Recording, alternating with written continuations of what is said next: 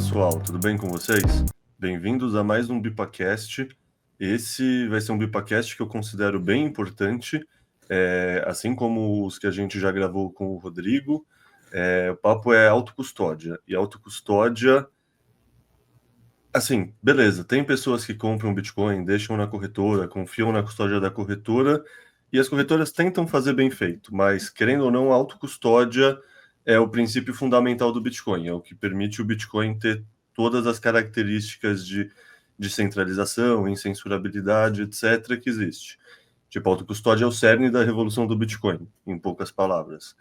E o cara que a gente vai conversar hoje, o Odoo Dex, tem participação relevante num dos principais projetos de autocustódia de código aberto do ecossistema. Então, considero esse um dos episódios bem importantes para todo mundo que está escutando a gente. Então, cara, bem-vindo. Tudo bem com você, Dudex? Obrigado, tudo bem comigo? Obrigado pelo convite. Prazer estar conversando contigo aí novamente. Boa. Daí, cara, beleza. Acho que o primeiro passo é que muita gente não deve te conhecer. Então, começa explicando o que significa Odoo Dex, se é um nome, se é um pseudônimo, se é um apelido, de onde veio a inspiração e o que significa a sua foto de perfil. Certo. O Dudex é um apelido, né? E um pseudônimo também, né? Não quis, para expor menos meu nome. E a imagem também, né? Para não expor a minha foto, eu gosto de ficar mais low profile, né? Então botei aí o símbolo do hardware open source, que é uma coisa que eu sou também apaixonado, né, junto com o Bitcoin. Perfeito.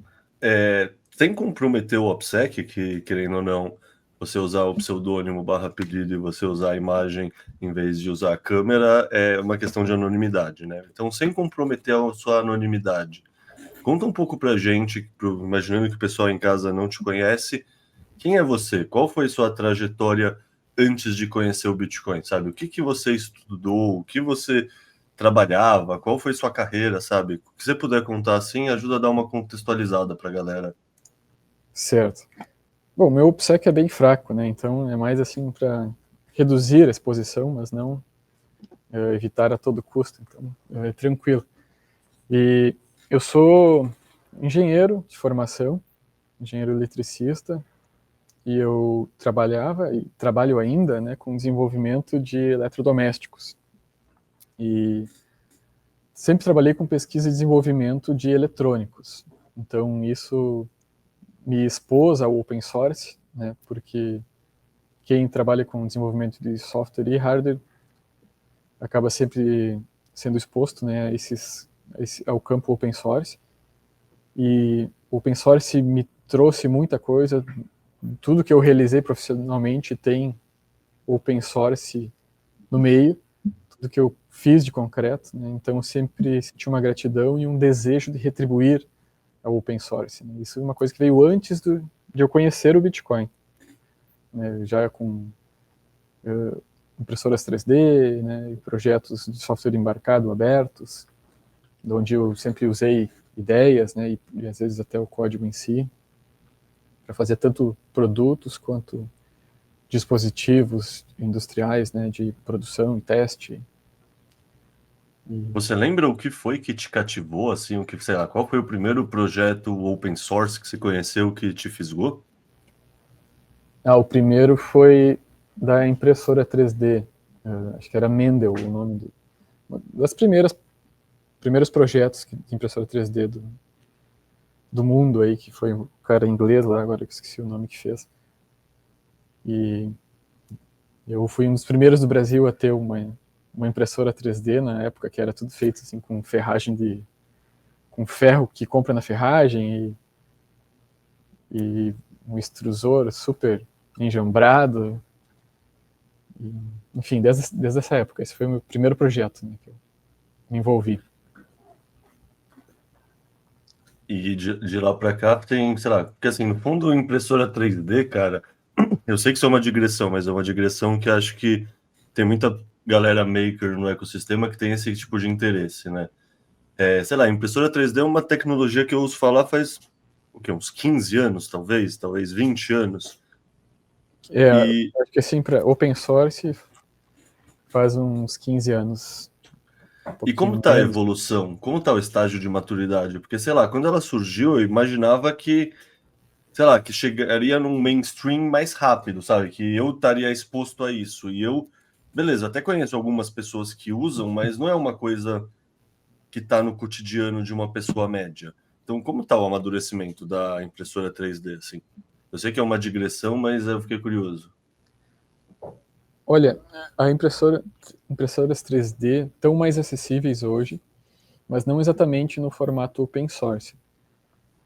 Hoje, assim, o que está dominando são as impressoras chinesas, que têm um altíssimo nível de sofisticação e um baixo custo, né? São impressoras que entregam qualidade, velocidade, que impressoras que há 10 anos atrás custavam mais de R$ 1 milhão. Hoje, com R$ 15 mil, R$ 20 mil, tu compra uma impressora que faz mais, né? E ainda assim é acessível, pode ser usada por pessoas comuns com pouquíssimo treinamento. Pessoas comuns, né?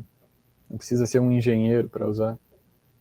Então, não é uma coisa que para todo mundo, né? É muito mais complexo do que tu ter uma impressora de papel, por exemplo, e que ainda dá problema, né, direto. Né? Até hoje não existe uma impressora de papel confiável, né, que dure por anos sem manutenção.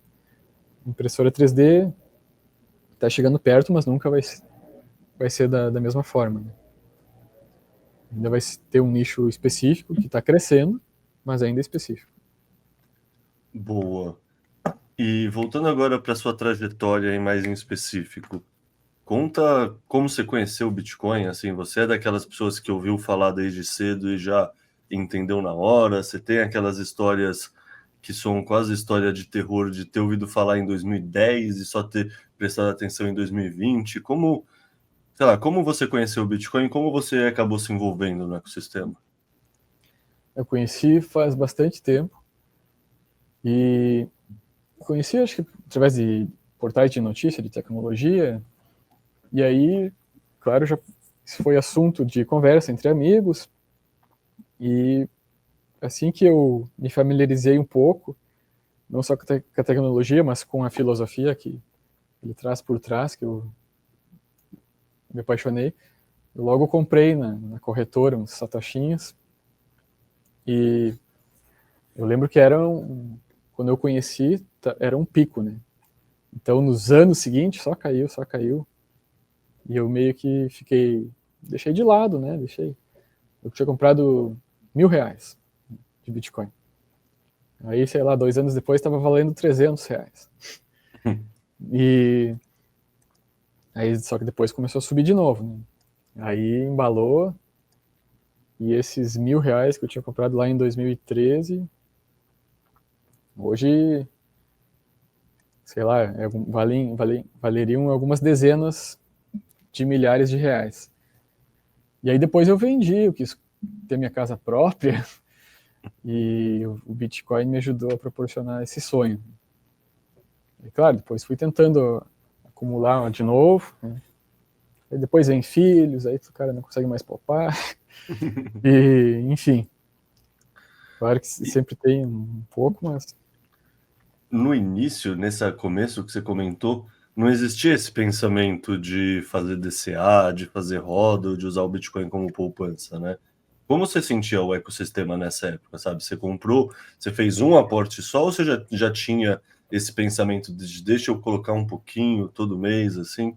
não, eu fiz um aporte só, e aí depois meio que esqueci, né? Deixei, inclusive ficou na corretora, né, por anos. E eu conhecia a DCA porque eu sempre me interessei também pelo mercado financeiro, né, em geral, ações. Né? Na época eu tinha um interesse grande, hoje não tenho interesse nenhum, né, no mercado financeiro fiat. Então conhecia a DCA disso, né?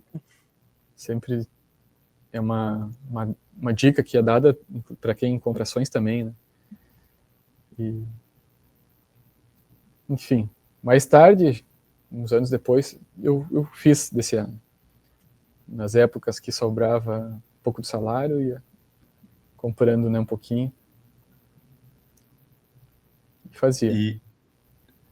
E conta como surgiu a Crux, assim, o primeiro, sabe? Tipo, como você, sei lá, você já conhecia o Bitcoin, só que você estava na sua carreira normal, assim, já não estava construindo algo dentro do ecossistema do Bitcoin. Como rolou essa transição, assim? Como surgiu a Crux na sua vida mesmo? Há alguns anos atrás, talvez 4, 5 anos atrás, eu fui atrás de aprender sobre autocustódia. E aí, a primeira coisa que eu fiz foi fazer uma JAD para mim. E aí, compilei o código-fonte, comprei um dispositivo genérico, fiz minha JAD. Estava feliz com ela. Mas aí eu conheci as carteiras AirGapped, né? A Spectre. Só que achei a Spectre era meio cara e difícil de importar aqui no Brasil. Depois eu conheci a SeedSigner, mas também achei a arquitetura não muito apropriada. Né? E depois eu conheci a Crux, que já existia. Né? Ela foi criada por uma pessoa chamada Jeff, um usuário do GitHub. Eu conheci através de um perfil do Twitter chamado Do It Yourself Bitcoin, que hoje essa pessoa é quem coordena o perfil da própria Crux, a pessoa que tinha esse perfil. É o primeiro usuário conhecido da Crux. Através dele eu conheci o projeto e aí imediatamente fui atrás de adquirir uma placa compatível. Aí eu comprei uma placa parecida, não a mesma que foi usada para a concepção do projeto. Né? Achei que seria fácil de portar para essa nova placa. Acabei levando um banho e demorei acho que mais de um mês para conseguir. Só que nisso que eu comecei a me familiarizar com o código e a ter ideias de novas funcionalidades. E assim que eu acabei me envolvendo com o projeto. E depois de um mês, eu fiz a minha própria Crux e aí não parei mais. Boa, então vamos dar um passo para trás e assim, para quem está escutando a gente em casa e que talvez nunca tenha ouvido falar essa palavra, o que é a Crux? Qual é a diferença dela para outras carteiras mais mainstreams que a gente conhece, como a Ledger ou como a Trezor? Bom, a principal diferença da Crux é que ela é faça você mesmo. Faça você mesmo sob sua própria conta e risco. A Crux é um projeto de firmware, né? É puramente código. A Crux não é um produto. Né? Ela não pertence a uma empresa e não é um produto. Então, o usuário ele é responsável por tornar uma placa genérica em um dispositivo de assinaturas. Então, essa talvez é a característica que mais diferencia, né, das carteiras comerciais mais conhecidas. E qual é a vantagem dessa opção? Assim, por que eu gostaria de eu mesmo fazer a minha carteira em vez de eu comprar uma carteira que já está feita? Eu diria que isso é uma questão de escolha, de afinidade. Né? Eu não acho que do it yourself seja a melhor opção para todos. Né? Para quem deseja mais soberania, né, não ficar na lista de clientes que pode ser vazada, né, de uma empresa que vende carteiras comerciais, e principalmente para quem quer conhecer como as coisas funcionam, se envolver, mesmo que de forma gradual, no processo de concepção e entender como as coisas funcionam por dentro, digamos assim, né? Eu recomendaria a carteira do it yourself como a Crux. Mas quem tem muita gente que o ideal é comprar uma carteira que é um produto, uma carteira comercial, né? Porque as empresas se encarregam de como é que eu posso explicar, de proteger toda a cadeia de produção, né? Desde a manufatura do dispositivo até a entrega desse dispositivo na casa do cliente. E isso não acontece em projetos como a Crux, né? Onde O usuário, quando recebe o produto, ele tem que inspecionar o hardware e ele tem que gravar um firmware que ele se certificou que é autêntico. Nossa, você falou uma coisa que eu nunca tinha parado para pensar no específico, que para mim, assim, o fator da carteira ser um do-it-yourself, você mesmo fazer, significa que, sei lá, pessoas. Como eu posso dizer isso? Eu imaginei que já seria com certeza mais seguro a um ataque de cadeia de suprimento, né? Um supply chain, porque assim, a pessoa não sabe se esse dispositivo genérico vai ser usado para Bitcoin ou para qualquer outra coisa. Eu pensei que isso mitigaria muito do risco, sem necessariamente eu precisar confirmar as coisas no detalhe, que nem eu precisaria fazer numa wallet normal de Bitcoin, que é uma wallet normal de Bitcoin, o pessoal sabe que tá, isso aqui é feito para Bitcoin. Assim, quando a Crux era muito pequena, esse risco era praticamente inexistente, né? Porque ninguém, de fato, sabia que o dispositivo seria destinado a virar uma hardware wallet. Mas hoje o cenário já é diferente. Já tem pelo menos centenas, talvez alguns milhares de usuários pelo mundo, né? E os dispositivos não têm tantas outras aplicações, né? Até comparando com a SeedSigner, onde um Raspberry Pi tem mais aplicações diversas do que os dispositivos utilizados pela Crux, que são predominantemente fabricados para machine vision, né?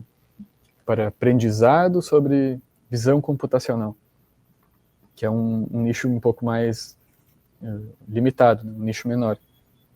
Então, cedo ou tarde, os dispositivos vão ficar conhecidos e no meio dessa cadeia de suprimento eles podem ser interceptados e manipulados, adulterados.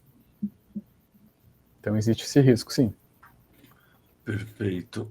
Mas isso é assumindo que eu queira usar uma mais amigo ou um mais cube, sabe? Esses dispositivos genéricos. Tem um cenário também que eu poderia instalar a Crux num celular velho meu, ou se eu comprar um celular zerado numa assistência técnica também. Eu poderia fazer isso? Pode sim.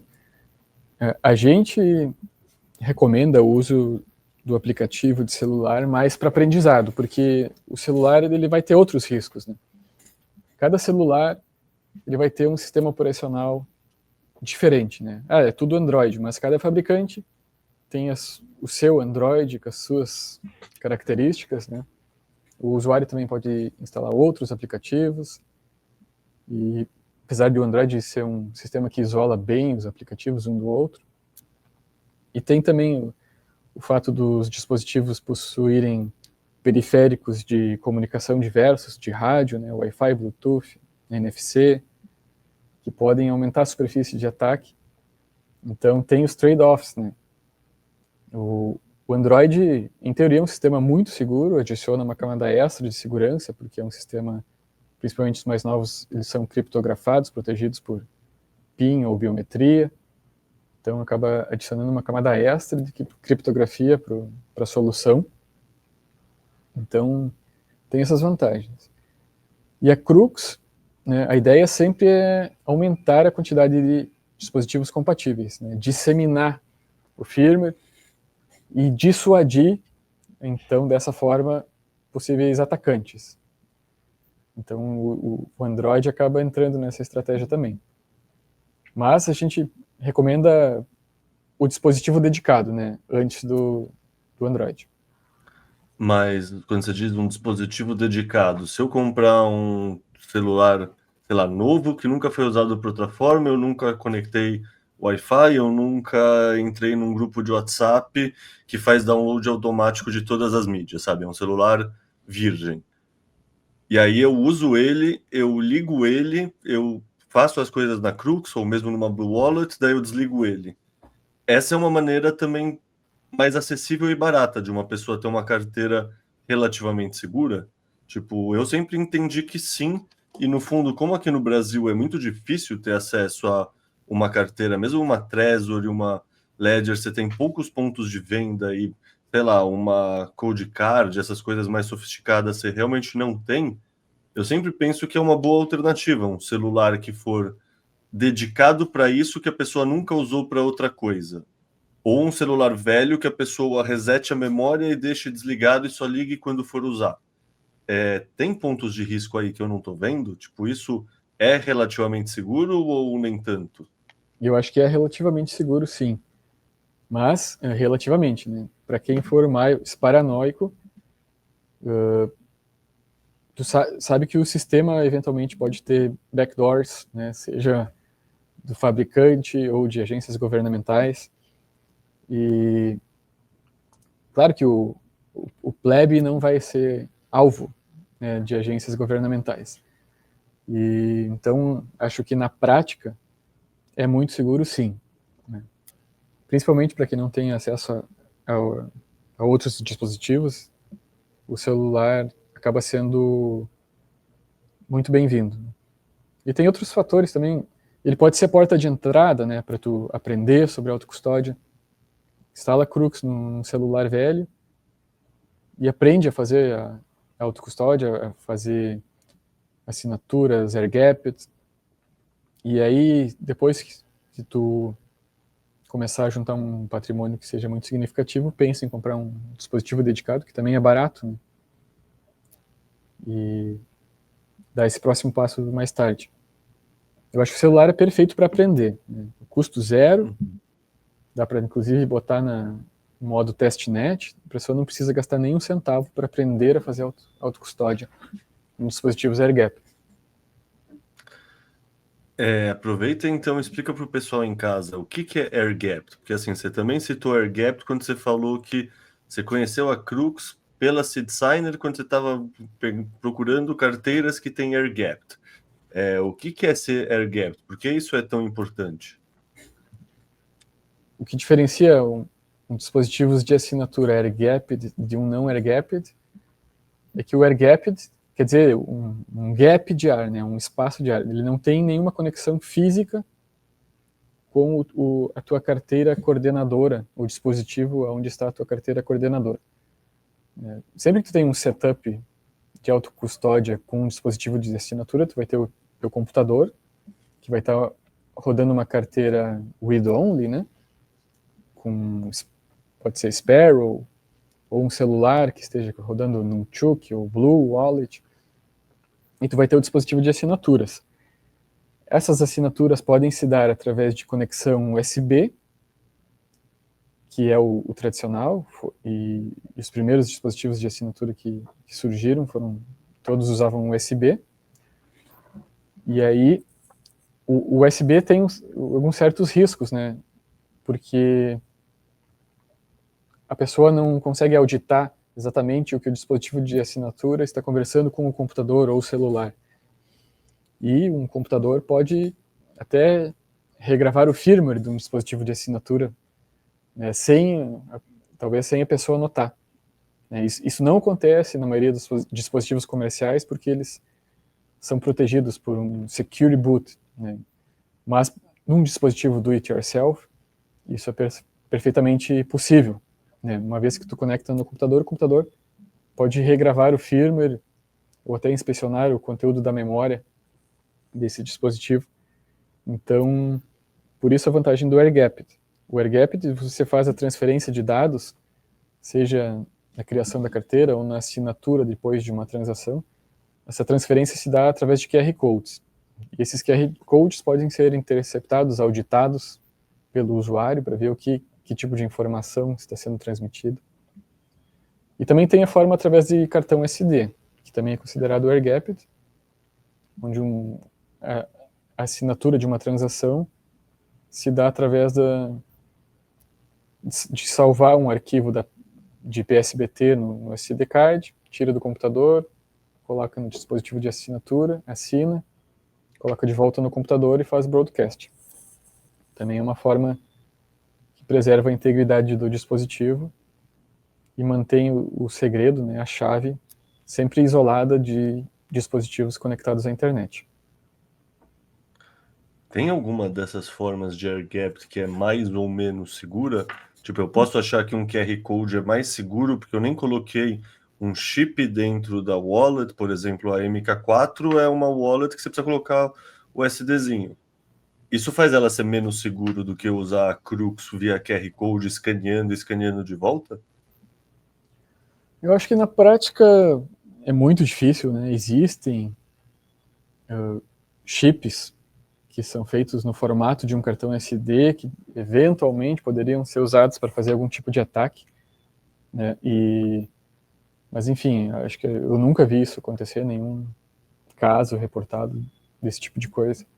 Então acho que ambas as formas são muito seguras. O QR Code pode ter a desvantagem de ser menos privativo, talvez, né? Se tu está em um ambiente com câmera, essa câmera pode capturar os dados de uma PSBT, eles não vão conseguir extrair a chave, mas podem extrair informações de endereços e que vão afetar a privacidade. Então, eu diria que ambos são seguros, e dependendo da situação, é melhor um ou outro. Perfeito. Sei lá, a gente falou agora de air-gapped. Fora isso, quais você diria que são os principais pilares, assim, da Crux? Porque, assim, toda vez que você vai fazer o design de um produto, ou de um firmware que seja, você precisa fazer escolhas. Sempre vão ter trade-offs. Você pode focar na simplicidade ou você pode focar, sei lá, em mais segurança, não sei. Então, sei lá, quais são os principais pilares que vocês tentam seguir no desenvolvimento do projeto? A Crux hoje tem 4 desenvolvedores ativos, contando comigo, mais ativos, e mais alguns entrando, e assim, é meio anárquico a gestão, mas a gente tem muitas ideias em comum, a gente é uma equipe bem alinhada, assim, pensa muito parecido, eu acredito. E uma coisa que eu sempre tento colocar como rumo, como norte, é uma coisa que o Craig Wright falou uma vez, o criador da Sparrow, que ele tenta fazer com que a Sparrow seja. Ele quer que a Sparrow seja simples para quem for usar ela de forma direta, né, fácil para quem for usar ela de forma direta, sem alterar nenhuma configuração, e ao mesmo tempo, para quem quiser explorar funcionalidades, clicar em botões, acessar menus, ter mais opções para um usuário mais avançado. Então, é uma coisa muito difícil, mas a gente tenta implementar na Crux, é que se tu simplesmente seguir em frente, carregar a carteira com as configurações padrão, vai ser muito fácil de tu carregar tua carteira e assinar, tu vai fazer isso rapidinho. Mas se tu quiser criar uma multisig, ou fazer um setup de herança com mini script, também tu vai conseguir. Essas funções vão estar disponíveis em menus laterais, em configurações, e que vão viabilizar isso. Então, a gente tenta as duas coisas, que seja simples, e outra coisa que o Craig sempre fala, e que a gente tenta implementar na Crux, é que ela seja sempre muito transparente em relação a como as coisas funcionam. Então, isso torna ela educativa. Quando tu aprende a usar a Crux, tu aprende como as coisas funcionam, né?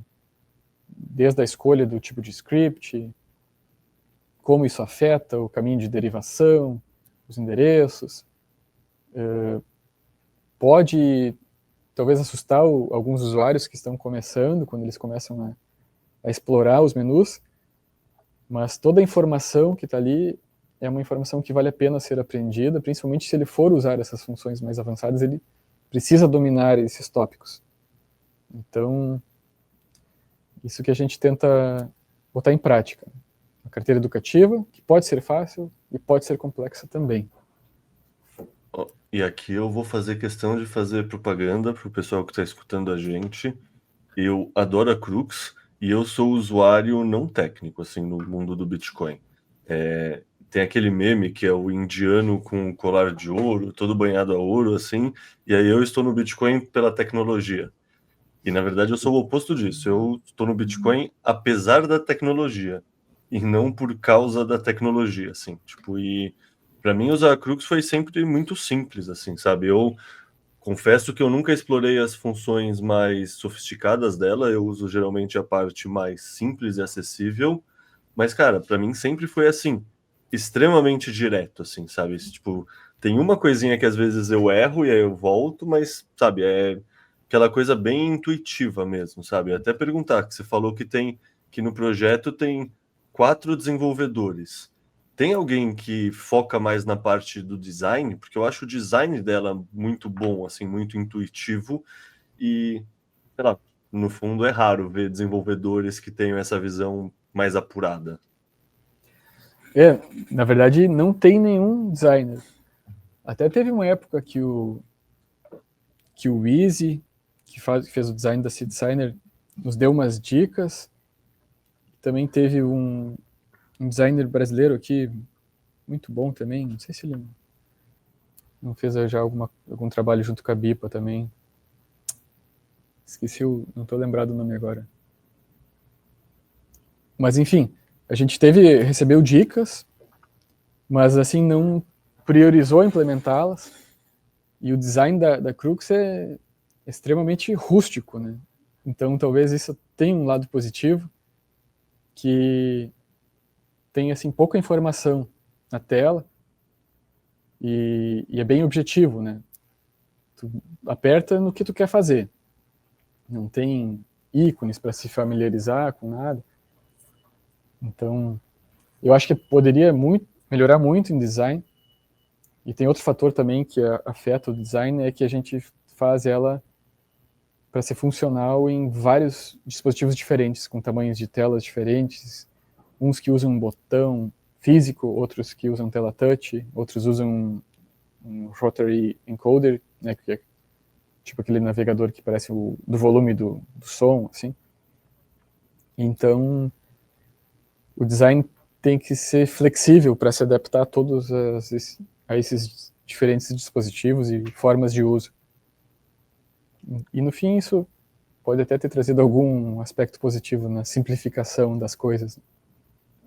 Bom, pelo menos para mim, eu acho que foi bem por aí, sabe? A parte, sei lá, tudo é simples, tudo é óbvio, tudo tá, sabe? Tudo é, talvez cru seja a palavra. É direto, assim, sabe? Tudo é Super direto e minimalista. isso. Cara, uma coisa que eu fiquei na dúvida com você falando dos principais pilares do design, assim, é que uma coisa que eu considero positivo na minha Crux é que eu rodo ela num dispositivo amnésico. Isso é uma escolha da Crux ou no fundo isso é só por acaso, por destino, que os dispositivos que são genéricos que se circulam por aí são amnésicos? Na verdade, a Crux dá as duas opções para o usuário. Ela pode ser amnésica, por padrão é amnésica, mas também ela permite salvar mnemônicos no dispositivo ou em cartão SD. Só que são salvos criptografados. Né? Então, o usuário que escolhe. Se ele não confia no hardware ou na criptografia usada, pode usar ela de forma amnésica, ela é bem preparada para isso. Tu pode carregar o teu mnemônico de diversas formas.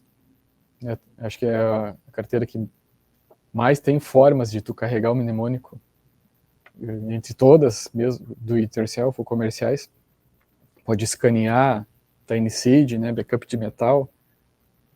Pode colocar padrões stack bit diretamente na tela dela. Então é muito fácil de tu carregar as chaves nela, né, se for usar no formato amnésico. E para quem quer mais comodidade ainda, tu pode salvar no dispositivo, né, ou num cartão. E aí tu vai criar uma senha, né, uma chave, que deve ser forte. E aí tu pode pegar o teu backup de metal, por exemplo, e colocar dentro de uma parede.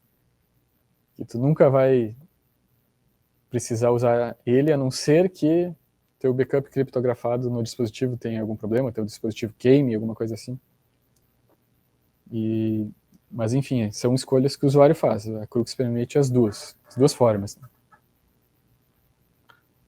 Não, maravilha. Puta, eu gosto muito do uso amnésico dela, assim, eu acho sei lá, tem sempre esse trade-off, né, entre design, comodidade, usabilidade de um lado, do outro lado, um atrito.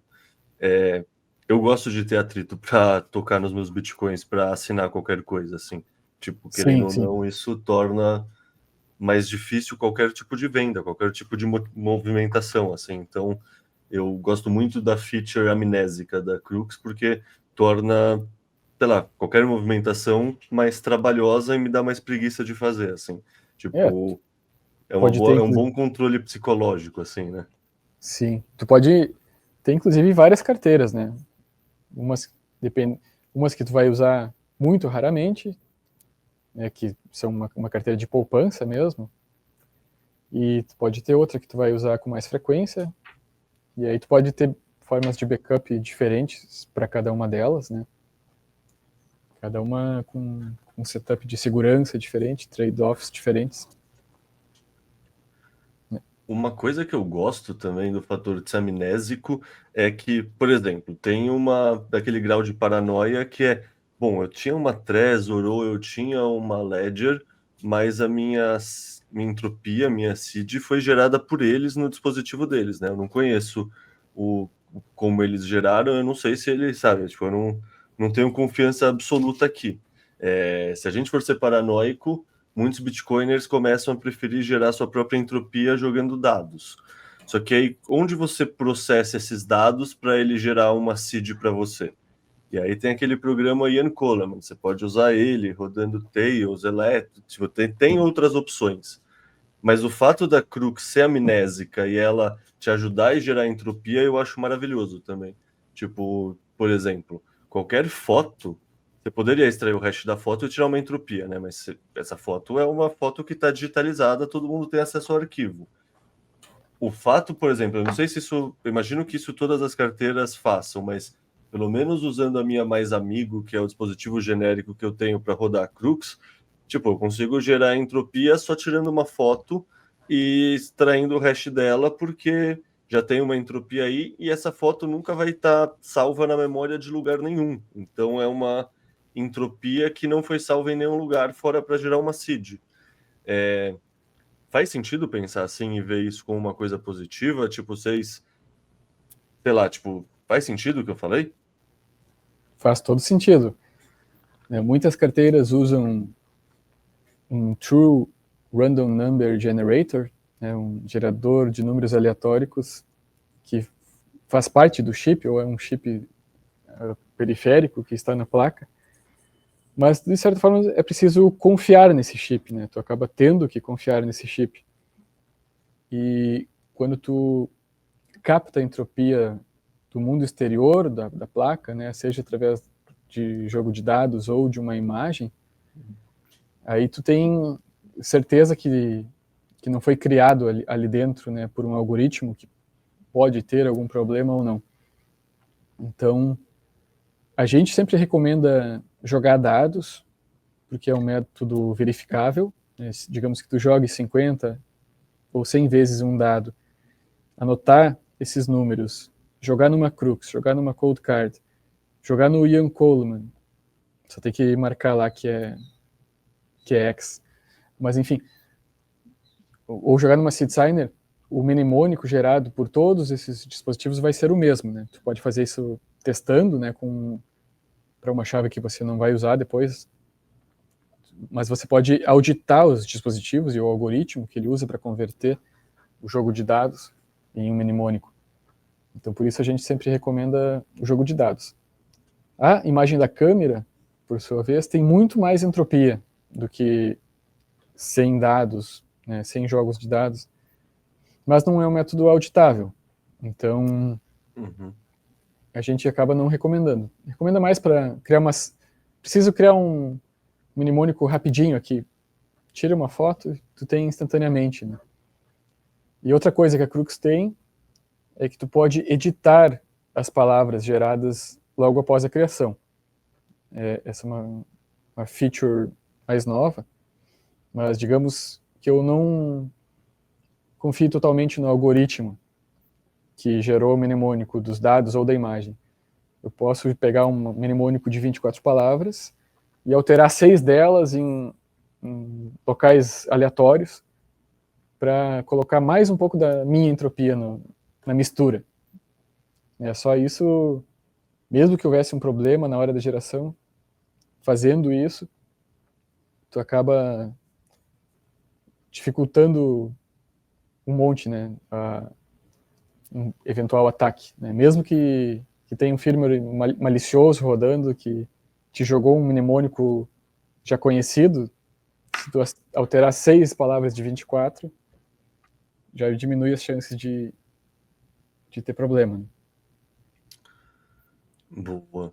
E, cara, tipo, você falou que, sei lá, a, entre aspas, governança do projeto Crux é meio anárquica, né? Que no fundo tem 4 desenvolvedores que se comunicam, mas que, sei lá, no fundo não existe uma espécie de um Crux Core, que nem existe um Bitcoin Core, assim, não existe um GitHub que as pessoas debatem, assim, sabe? Se alguém que está escutando a gente, por exemplo, quiser começar a se envolver no projeto da Crux, como ela faria?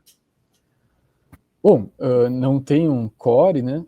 Mas tem o GitHub e debates de funcionalidades acontecem lá. Mas a maioria dos debates se dá nos grupos da Crux. A gente tem um grupo de desenvolvedores, mas tem os grupos de usuários também. E a maioria das funcionalidades criadas na Crux foi idealizada nos grupos de usuários, né? A gente recebe muito bem ideias dos usuários. E voltando um pouco na governança, eu sou o mantenedor, né, do repositório. E aí quem dá a palavra final acaba sendo eu. Mas também tem outros usuários que participam do projeto e que eventualmente logo daqui a pouco eu passo a tocha para um deles, né, para ser o mantenedor, o líder, né. Mas por hora a governança tá bem tranquila, porque todas as ideias e vontades que os desenvolvedores têm acabam estão entrando no projeto, né? A gente trabalha em áreas diversas, uns trabalham mais na parte de testes, outros na UX, outros na criptografia, e o trabalho de cada um tem sido integrado a um todo de uma forma bem harmônica. E para quem quer começar a contribuir com o projeto, eu recomendo entrar no grupo do Telegram e aparecer no repositório do GitHub também, né? Tanto faz a forma que começa a interação, e é aberto para qualquer um. Recentemente, a Casa 21, ali em São Paulo, tem exposto bastante a Crux aos frequentadores, e ali tem meio que um ambiente assim acadêmico, né, bem interessante de aprendizado, e a Crux é um ótimo projeto para aprender, né, programar. Aprender sobre Bitcoin, aprender sobre Python, aprender sobre C, e então tem aparecido novos candidatos a colaborador dali, principalmente da Casa 21, mas tem também de várias partes do mundo, né? Eventualmente surgem contribuições aleatórias. E como funciona a parte financeira? Tem algum grant de, sei lá, você citou a 21 dá um grant ou outro. Eu sei que o PINS que a gente gravou um tempo atrás, por exemplo, tem um grant para trabalhar com o desenvolvimento da Lightning. A Human Rights Foundation dá grants também. Tem outras, a Jazer dá grants. Vocês têm algum grants? É tudo trabalho voluntário? Como funciona essa parte? Isso acho que mudou desde a última vez que a gente conversou. A Crux em si, ela não gerencia, não recebe verbas, não pede doações. A Crux como projeto não tem recursos, né? Nenhum. Então a gente até deixou isso por escrito assim na ethos do projeto, que cada colaborador deve promover o seu trabalho e buscar grants, né? E isso tem dado muito certo. Hoje a gente tem, dos 4, 3 têm grants, né? No momento estão tendo suporte de instituições, né, que alavancam o desenvolvimento de Bitcoin. Eu estou recebendo um grant da OpenSats, recebi também da Human Rights Foundation, e aí tem outros 2 colaboradores que recebem grants ou da OpenSats ou da Casa 21, né, e o quarto não recebe por uma questão assim ele tem um OPSEC um pouco mais profundo, então acaba complicando o recebimento de grants. Mas esse ambiente esse estímulo que essas ONGs têm ofertado é um incentivo bem legal aí para quem está querendo começar a se envolver com o meio, pensa que isso pode virar um trabalho. Eu, por experiência própria, digo que é bem possível. É uma coisa que vale a pena se avaliar, até como uma carreira. Boa. Você que trabalhava antes no mundo mais tradicional, quais são os prós e os contras de, sei lá, alguém que está escutando a gente considerar uma carreira como desenvolvedor open source, que está focado em ganhar dinheiro via grants, versus, sei lá, virar desenvolvedor numa startup, sei lá, que ganha em dólar, por exemplo? Olha, para quem for trabalhar para fora, é sempre diferente a questão trabalhista, né? Uma empresa americana, por exemplo, ela quer saber se tu está produzindo, no momento que tu para de produzir, é rua, né? Não pensa, não é que nem aqui no Brasil, que é tudo mais complicado de demitir. O trabalho é vendido pelo trabalhador de uma forma mais direta, né?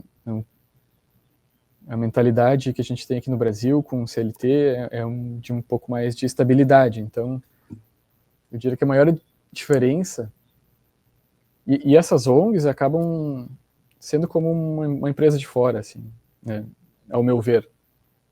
Tu tem que ter um projeto, tu tem que estar entregando, né? E se tu não tiver, eles não vão precisar pagar a multa de FGTS, coisa assim. Então, e teu grant, tu tem que estar sempre buscando renovação, né?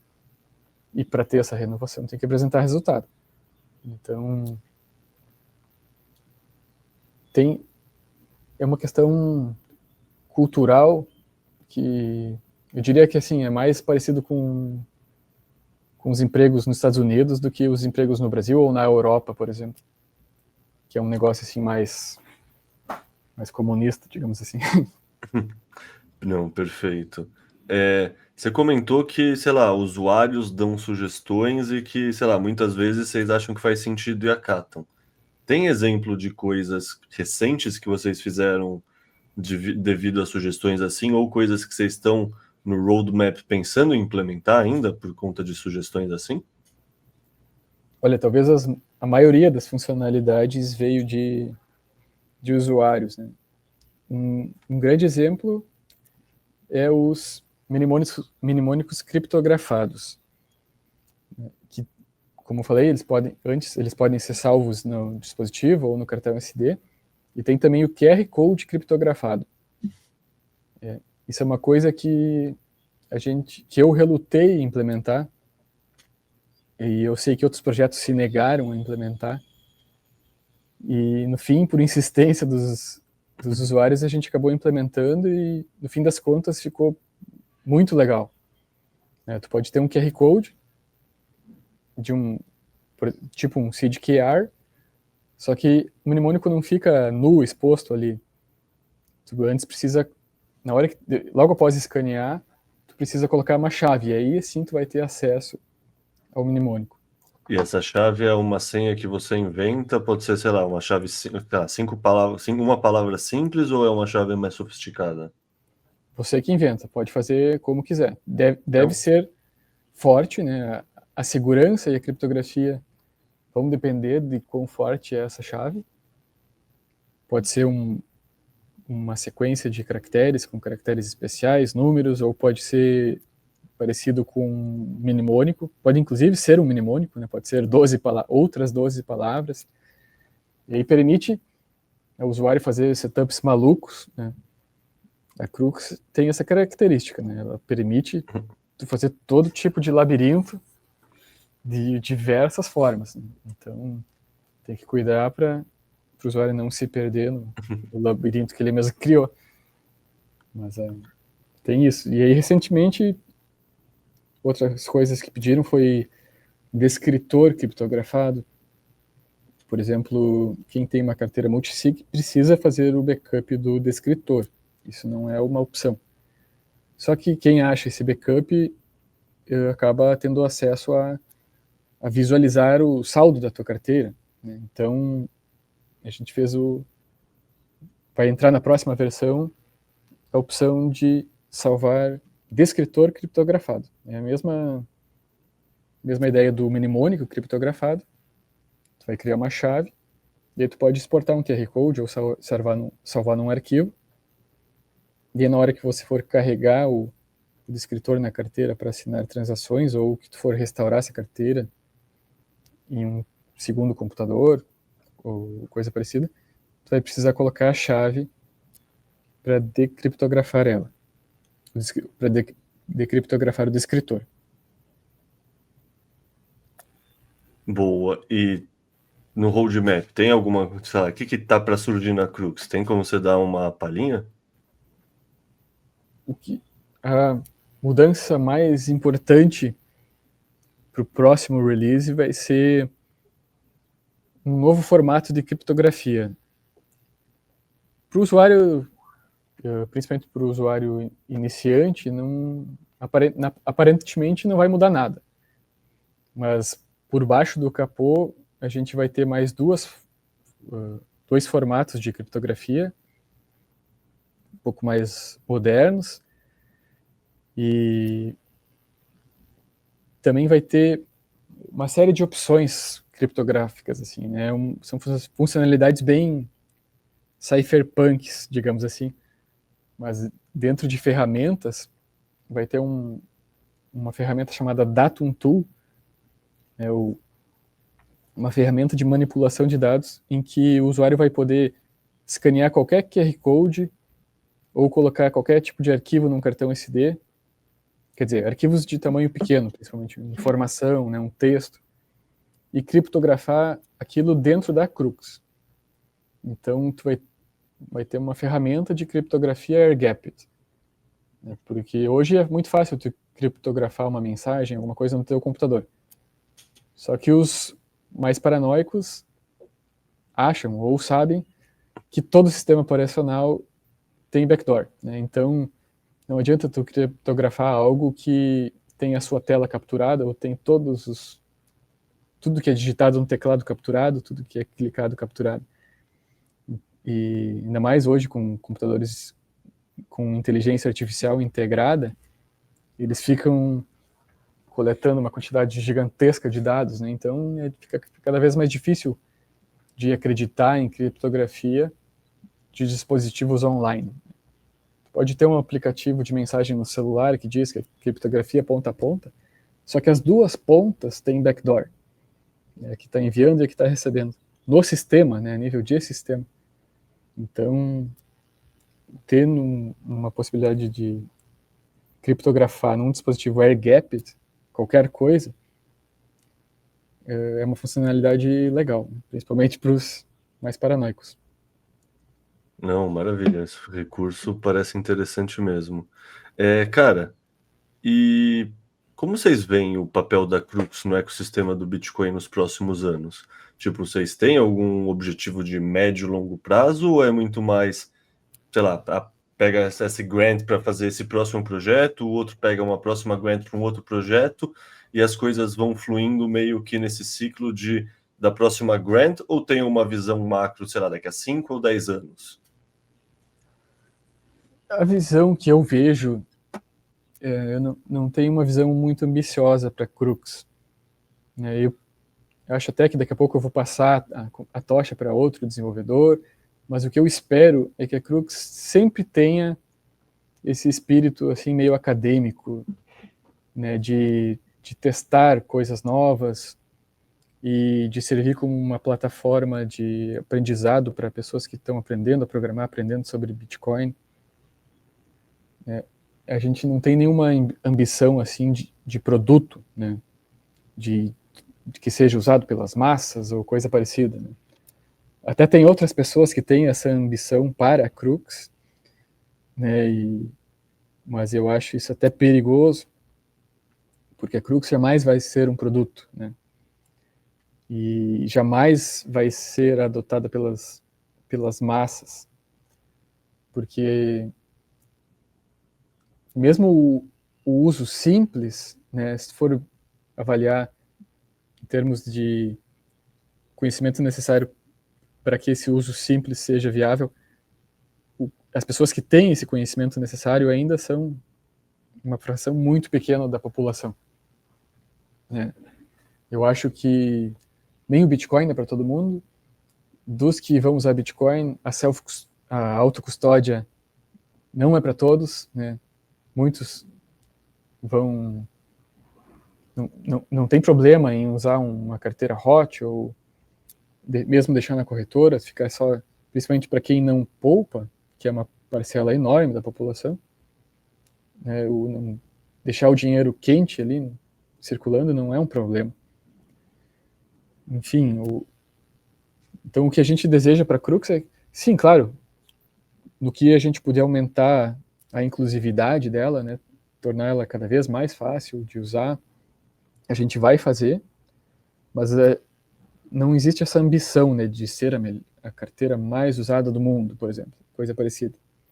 A gente sempre cresceu de forma orgânica, devagarinho, e com certeza essa é a forma mais sustentável, né? E assim pretendemos Boa. ficar. Eu imagino que eu sei a resposta dessa próxima pergunta, mas não custa ter certeza, né? E os planos de futuro são Bitcoin only ou no futuro vocês planejam incluir novas moedas? Com certeza Bitcoin only, né? Eu até, quando a gente estava começando a implementar essas funcionalidades de criptografia nela, que não são exatamente, são correlacionadas, mas não são uma dependência para o Bitcoin, eu brinquei que a Crux é Bitcoin e cripto, mas no bom sentido, né? Bitcoin e criptografia, não Bitcoin e criptomoedas. Então a gente pode colocar mais umas funções que não são exatamente para assinar transações de Bitcoin, mas tem uma certa correlação, principalmente com a origem do Bitcoin, né? Com o movimento cypherpunk, com soberania individual, com privacidade. Então ela pode expandir para essas coisas, né? Daqui a pouco fazer assinaturas PGP, né? É uma coisa que a gente está testando também, mas cripto, não. Boa. Bom, fico feliz.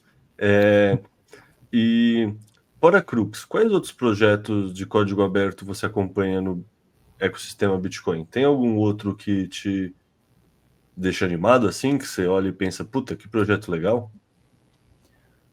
Tem uns que eu acompanho, não o código, mas assim, só de os resultados e as perspectivas. Eu gosto de todos os projetos de dispositivos de assinatura, eu gosto da Jade, da Sid Signer,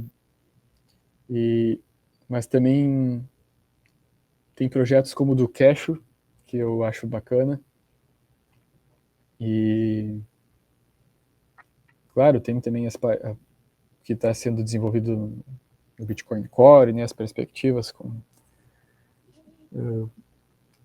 endereços resistentes à computação quântica, todo esse tipo de coisa. Enfim, o Bitcoin tem inúmeras frentes aí muito interessantes de desenvolvimento. Mas, ultimamente, uma que eu tenho achado bem bacana é o Casio, né? O eCash. Quer fazer uma breve síntese, um resumo do que é o Cash, o que ele permite fazer, o que é um eCash, qual é a diferença para Lightning, sabe? Sei lá, o que te anima nesse projeto? Eu acho que ele é um pouquinho mais fácil de usar que a Lightning, né? Porque se tu usar a Lightning de forma custodial, também é fácil. Mas, ainda assim, para fazer uma transação, às vezes não tem uma confiabilidade muito grande, tem muita falha ainda. E porque depende dos dois lados estarem online, né, e conseguirem se comunicar no momento em que a transação é feita. E o Casio, ele é um pacote de dados que contém os bitcoins. Se eu salvar num cartão SD num dia, enviar esse cartão SD para outro lugar e abrir em outro dia, eu consigo resgatar esse dinheiro sem a necessidade de haver uma comunicação entre dois pontos. Ele demanda comunicação com um servidor central, mas, enfim, o que mais me anima é a fácil usabilidade dele. Ele é muito fácil e nos testes que eu tenho feito ele funciona muito bem, muito confiável. Então é uma forma fácil de trocar valor usando o Bitcoin e que tem algumas vantagens em relação a Lightning. Né? Posso gerar um... Aliás, não posso gerar offline, mas não preciso estar em comunicação com a pessoa de destino no momento, né, que eu gero o cash. Ela pode resgatar ele mais tarde, em outro momento.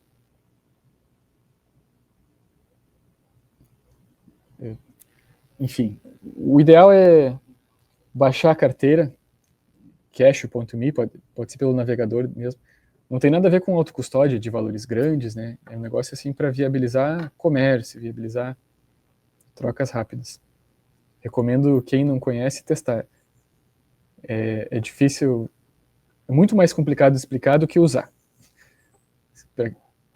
Usem, vocês vão ver que é muito fácil e promissor.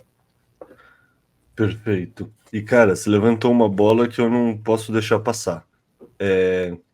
Nos últimos 6 meses, 8 meses, esse zoom do computação quântica voltou com uma força muito maior, assim. E se antes eu achava que era só um FUD sem sentido, eu passei a entender que, de fato, vai ser um negócio que possivelmente vai dar dor de cabeça. Assumindo que seja viável construir um computador quântico, que isso eu já não sei dizer se realmente vai ser ou não, tem toda aquela questão das moedas mais antigas, moedas do Satoshi, etc. Como você vê tudo isso? Isso é algo que tira o seu sono? Não, com certeza não tira meu sono.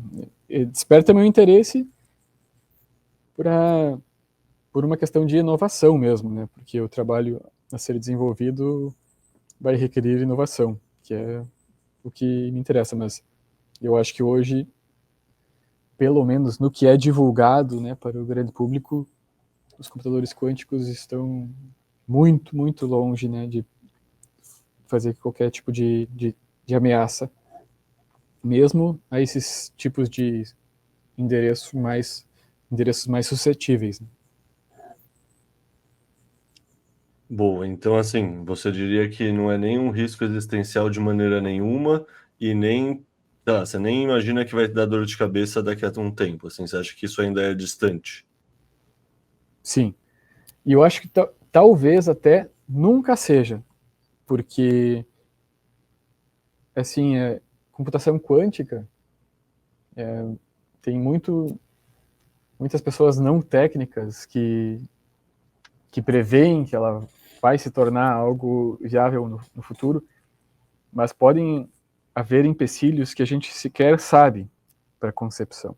O computador quântico ele tem uma característica muito parecida com computadores analógicos de antigamente. Tem muito problema com ruído e baixíssima confiabilidade nos resultados que são produzidos.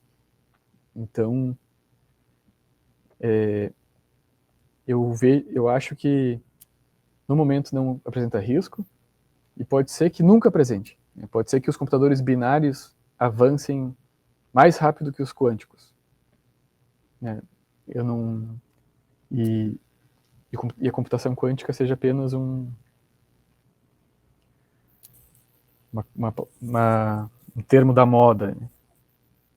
Eu sei que tem uma quebra de paradigmas, mas ela ainda não foi viabilizada, principalmente em larga escala.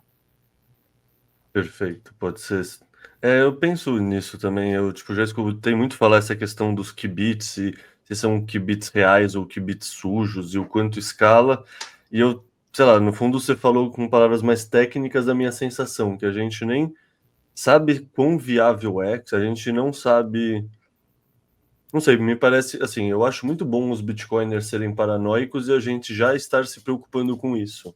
Tipo, isso me deixa muito mais tranquilo do que se a gente não tivesse se preocupando. Mas visto que a gente já está se preocupando, não é algo que me assusta também, sendo bem sincero. Sim. Eu até acho que inteligência artificial talvez cause um risco maior, né, principalmente a curto prazo, do que a computação quântica. Não exatamente através da quebra da criptografia, mas a inteligência artificial pode achar um caminho que a gente nunca imaginou para causar problemas, né? Então, eu vejo com mais preocupação do que a computação quântica. Não quero criar um chute novo aí, mas... No fundo, o que você está falando é que nem aquele documentário da AlphaGo, que ela faz um movimento que ninguém nunca conseguiu prever antes e que pega todo mundo no contrapé, assim, tipo, isso... Exatamente. Justo, é o famoso desconhecido desconhecível, né? A gente não tem como saber por definição. Exatamente. Mas de alguma forma que você consiga ver, tem algum risco associado a IA ou só essa questão de desconhecido desconhecível?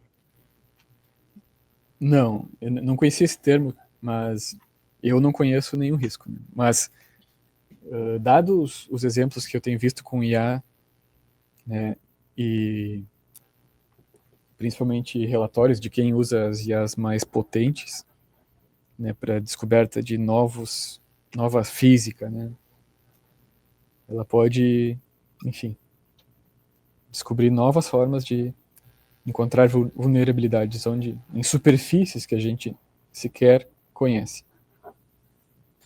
Perfeito. Mas eu não conheço nenhum. Justo.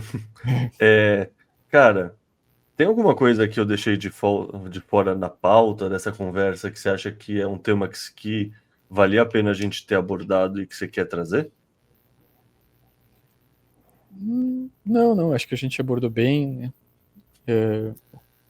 Sobre o que é do it yourself, a quem se aplica, não é para todo mundo, é para os mais curiosos.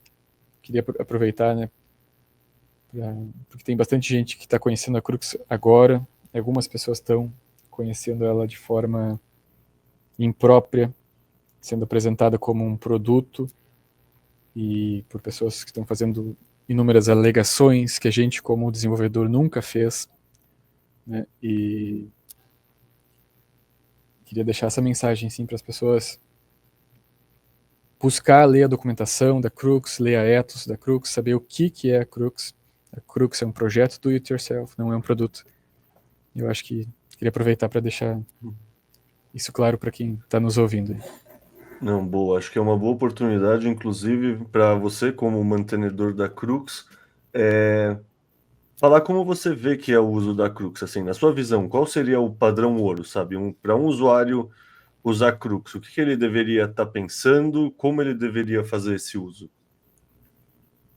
Sabe, onde ele puxa o programa, onde ele... Não sei, fala o beabá, assim, como você vê alguém usando. Eu acho que assim, pode comprar a gente recomenda comprar do AliExpress, que é a fonte mais próxima dos fabricantes, mas para quem está com pressa, pode comprar daqui. A gente não vê nenhum problema em quem intermedia a venda de hardware, né? A gente só pede para que as pessoas que vendem apresentem o projeto como ele de fato é, né, sem criar narrativas ao redor ou coisa parecida. Então, para usar Crux é simples, requer treinamento, requer um pouco de conhecimento, mas esse conhecimento está amplamente disponível para o público, né? Eu sempre digo, busque conhecimento no público, em público, né? Fazendo uma analogia, é como se tu estivesse numa cidade, vá à praça pública aprender sobre a Crux. Não entra no beco, né? Porque tem um maluco lá dizendo que quer te ensinar a Crux lá dentro do beco. Não sei se essa metáfora é compreensível, mas eu tento passar essa mensagem. Tem dúvidas? Pergunte em público, né? Se tem vergonha, crie um pseudônimo, mas a comunidade Bitcoiner, ela adora se ajudar.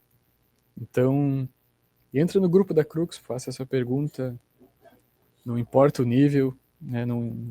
A gente responde todas. E então, para quem for começar, compre o seu dispositivo, inspecione ele, pode inclusive entrar no grupo, mandar foto do hardware para se tem alguma dúvida, acha que alguma coisa foi colocada lá ou coisa parecida. A gente pode inclusive ajudar nisso também, inspecionar o hardware.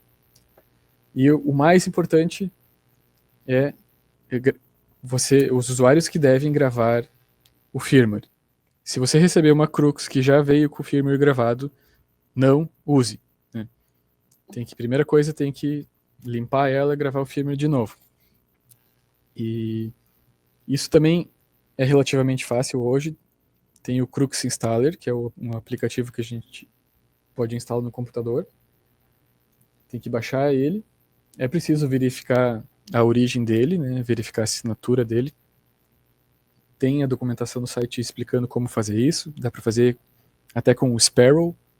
Tu pode verificar a autenticidade do Crux Installer. E aí com o Crux Installer no computador fica muito fácil de apagar toda a memória do dispositivo e gravar um firmware novo. Feito isso, já dá para começar a usar a Crux. E aí entra aquela parte de aprendizado sobre airgapped. O usuário deve aprender como capturar entropia, criar sua chave, fazer seu backup, como restaurar o seu backup e depois como criar a carteira no software coordenador, né, que pode ser Sparrow, né, como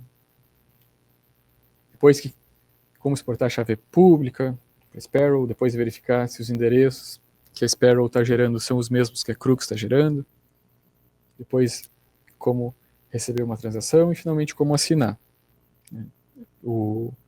Para quem está começando, tem que fazer todas essas etapas, inclusive fazer um envio, né?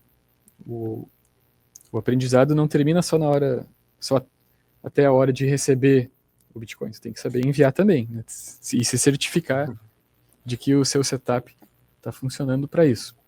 Né? Enfim, tem muito conteúdo, muito vídeo gratuito. E o Brasil é muito abençoado por ter ótimos criadores de conteúdo, né? O Caio é um, e tem mais outros ótimos criadores que nos ensinam muito. E é isso, né? Tem que aprender de forma gradual, sem pressa, sem se afobar. E quem quiser usar a Crux acho que vai ter uma ótima experiência. Boa. Daí eu finalizo os Bipacasts do Dex perguntando duas recomendações de leitura. Uma que tem a ver com o que a gente trabalha, então, assim, Bitcoin, no seu caso, autocustódia, do it yourself, sabe, nesse universo, e uma outra leitura que não esteja relacionada com o seu trabalho, ou seja, coisa que você lê como lazer, basicamente.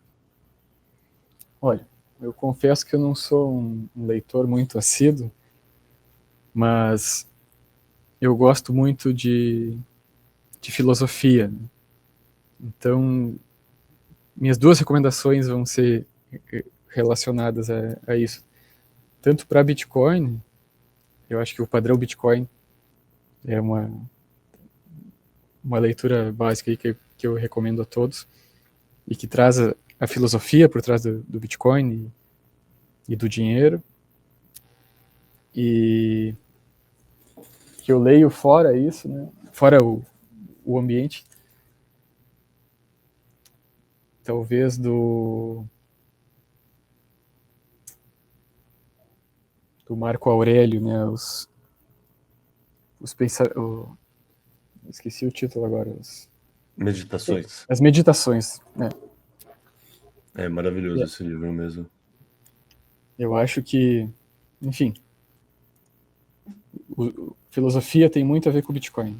E os Bitcoiners acabam se interessando, ou antes ou depois de virar Bitcoiners, né, em filosofia. E isso acaba ajudando, né, na tomada de decisões e na felicidade como um todo, na satisfação pessoal. Bom, perfeito, cara. Como sempre, um privilégio, um prazer falar com você. Eu acho que eu posso falar que eu sou um early adopter da Crux, né? Já tenho a minha há 2 anos. Gosto muito do projeto, acho um projeto importantíssimo. Então, tudo que eu posso te dizer é obrigado e continue tocando esse projeto, ou não como mantenedor, mas envolvido no projeto, ou sei lá, contribuindo para a comunidade como um todo, que é maravilhoso o trabalho que vocês estão fazendo. Muito obrigado. Um prazer falar contigo novamente. Também agradeço a oportunidade e com certeza vamos continuar tocando aí a Crux. Tem muita coisa boa ainda pela frente. Valeu, meu querido. Aquele abraço. Um abraço.